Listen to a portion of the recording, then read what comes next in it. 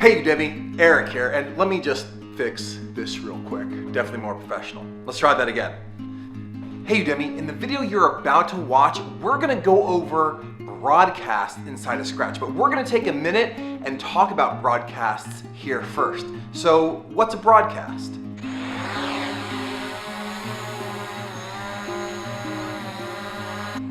So a broadcast is just when a signal is sent and then received. See, this control right here, when it's on my phone, is sending out a signal to the drone. The drone receives it and then performs the following action. If I push up, the drone flies the drone flies up, and if I push down, the drone flies down.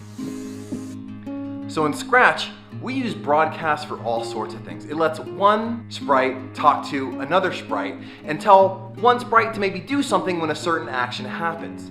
So another example of broadcast of the real world would be the radio in your car and even your cell phone. Broadcast simply let one sprite talk to another sprite or signal different things that happen when something new happens. You'll see examples of this signaling in this video. So let me show you a preview of what we're going to make.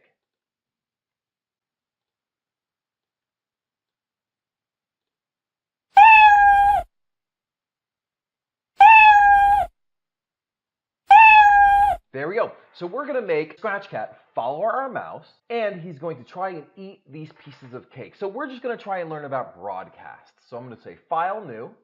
And for this project, you can basically pick any sprites that you'd like and any background that you like. It's up to you. So first thing I'm going to do, just so I'm not staring at a white background, is I'm going to change my backdrop. So let's practice how we do that. We go look down here, and we click on this first button so we can choose a new backdrop from the library. I'm going to go ahead and pick the woods and bench.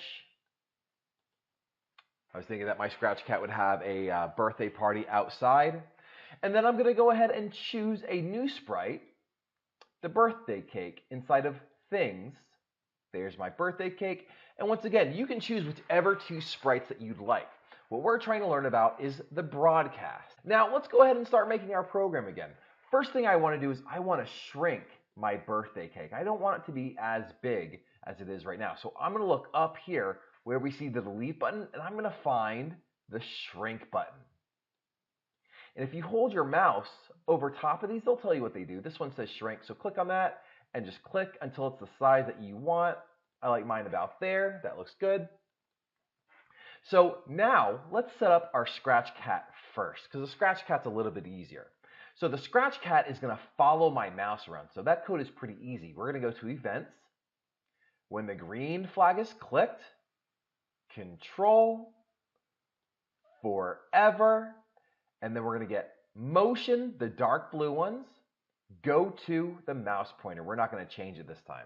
So when we click the green flag, now my Scratchcat follows my mouse pointer around. Excellent. So now the birthday cake is going to be a little bit harder. The birthday cake is going to squiggle around and bounce off the edges until the Scratchcat eats him. Events, when the green flag is clicked, Control, Forever, it needs to do something. So let's create its motion code first, how it's going to move.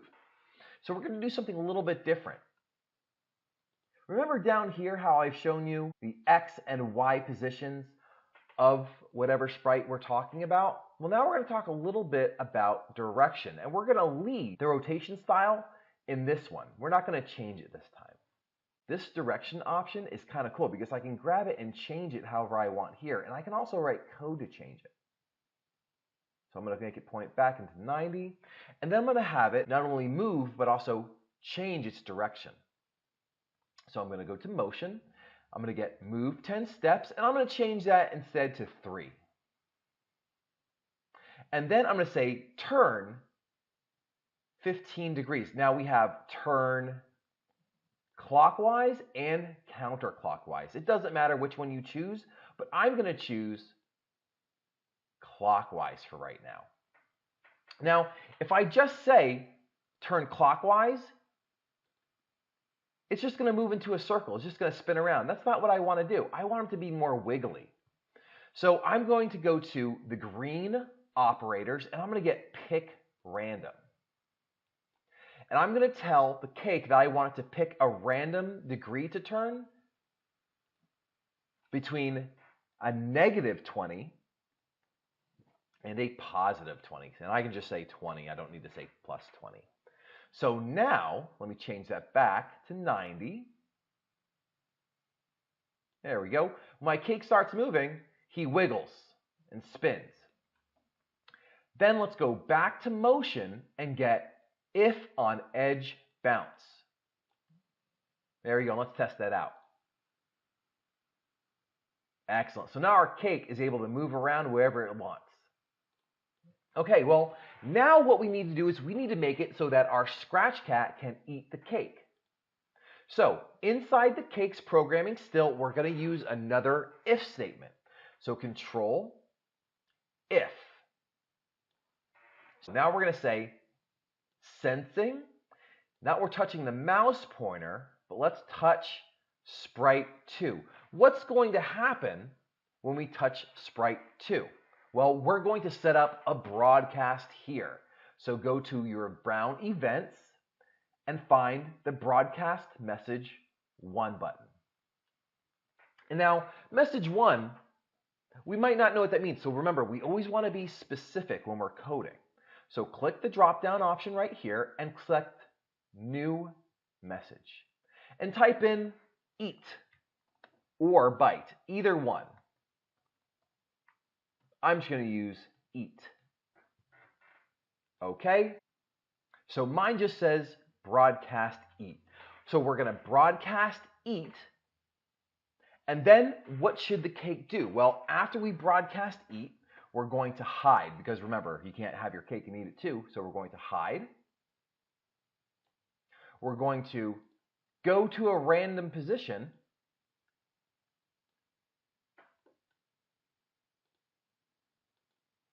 And we can have them wait for a little bit. I'm going to say wait for maybe 2 seconds. And then we're going to show back up. We're going to show. Okay, let's see if that works very quickly. Click the green flag. Very good. Let's see if it shows back up. Okay, great. Showed right back up. Since I'm now sending out a broadcast, I'm sending out a message with the cake. Maybe the cat should receive it. The cake could receive the message, but let's have the cat receive the message this time. So click on my Scratch Cat. I'm going to go to Events, and I'm going to find When I Receive. And this has a little drop-down message, When I Receive, or New Message, but I want him to receive Eat. When he receives Eat, maybe we should do a few things like earn a point and play a sound. So let's first play a sound. And I have meow set up inside the Scratch Cat. So let's see if that works. Yep, that works. He meows. Let's also create a counter so we can know what our score is. So go down to your orange data blocks and click on Make a Variable. And just title it Points or whichever you'd like. Click OK. And then we're going to change points by 1. Let's see if that works.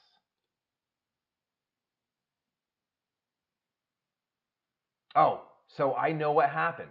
Our cake isn't showing back up. So this might happen sometimes. You might think it disappears. So what you want to do is, if you think one of your sprites is gone, you want to look down here and you want to double click on your little sprite icon down here and it'll show you where it is. There we go. So the cake isn't gone, it's just hidden. So go up to looks, and I want you to get show, and I want you to put show in right there on top. It doesn't need to be forever in show, just right underneath when the green flag is clicked. Test and see if our points are working. Yep, our points are working. Very good. So now we have one more thing that we need to change. Our score isn't resetting. So let's go ahead and reset the score. You guys know how to do that, right?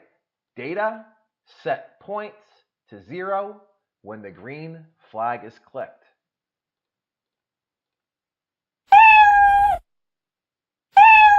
There you go.